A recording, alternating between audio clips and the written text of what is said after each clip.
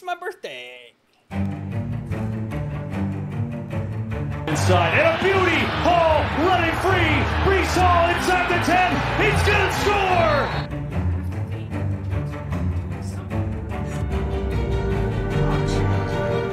What is going on, guys? Welcome back to Talking Jets with Tigo. My name is Tigo, and before we hop into today's video, a few quick announcements. First of all, if you aren't subscribed to the channel and you haven't already and you want to give me a quick, free, and easy birthday present, go into the comment section, drop a comment, hit the subscribe button, hit the like button. I'd really appreciate it.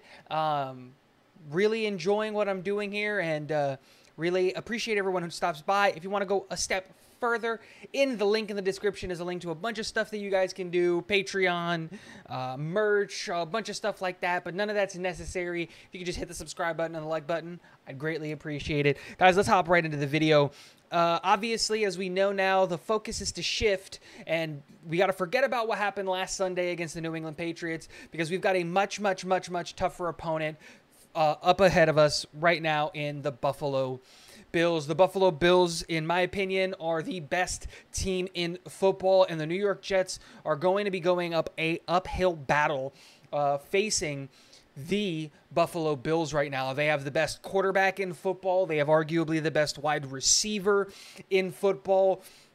They've got an elite defense, and we'll go over a lot of this stuff as the week progresses and talk about that. But today we're going to be talking about the 5 keys to victory, the 5 things the New York Jets need to do to win against the Buffalo Bills. And I know that's going to be a hard task, but there are things that we can do to beat the Bills. I think the first thing that we need to do is we need to target the defensive backs. Zach Wilson feels really comfortable when he's throwing the ball between the numbers, and right now, between the numbers, they're probably the best team. They've got really good linebackers. They've got really good coverage linebackers, but what they don't have is their starters on the outside. They're missing both of their starting safeties. They're missing their starting corners. There's a rookie in Kaiir Elam out on one side. So we should try and take advantage of the natural mismatch that happens in the passing game and really try to isolate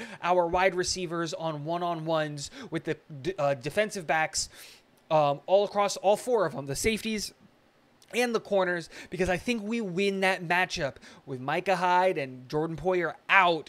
You know, that really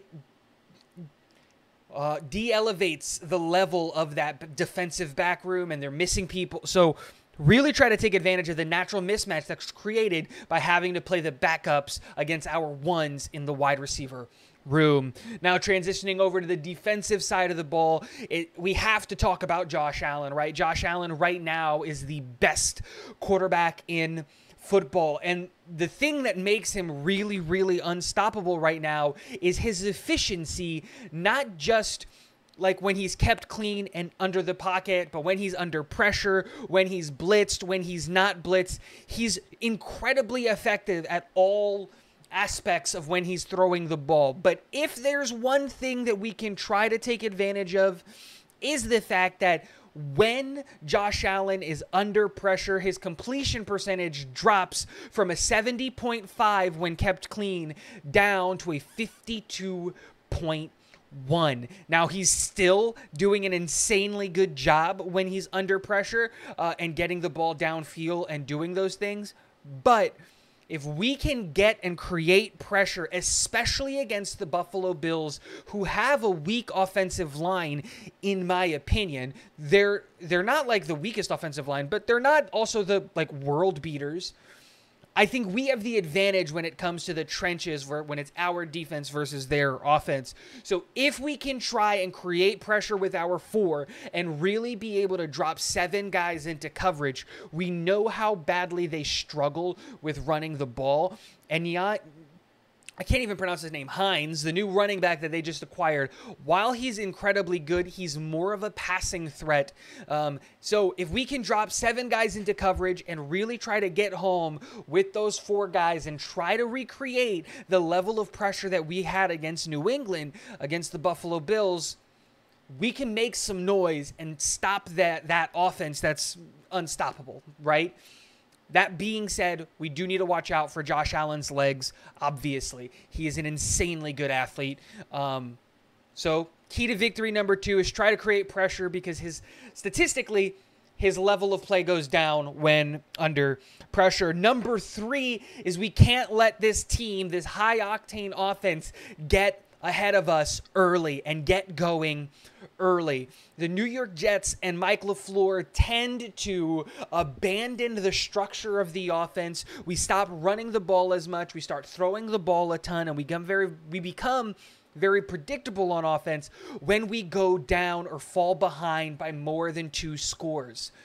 If we can keep the game within a 1-score game, lead, keep it close, keep it a low-scoring affair, Mike LaFleur is probably going to more than likely keep the structure of the offense, running the ball, play action pass, the RPO, keep all of that in his mind while he's play calling, versus abandoning the run to try to make up for the fact that we're behind on a score. So defense, try to contain that offense so that our offense can get going. We know that this team's offense right now, the New York Jets, takes a while to get going. And so we got to make sure that we start off hot and we don't let them get hot, so that we don't abandon the structure of our offense. Number 4, our offensive tackles need to step up. And if they can't, if we're not going to get the level of play that we need from our offensive tackles, then we need to support our offensive tackles. Von Miller is looking like the Von Miller of old. They've got Gregory Rousseau on the other end, the first-round pick out of Miami. He's doing incredibly well.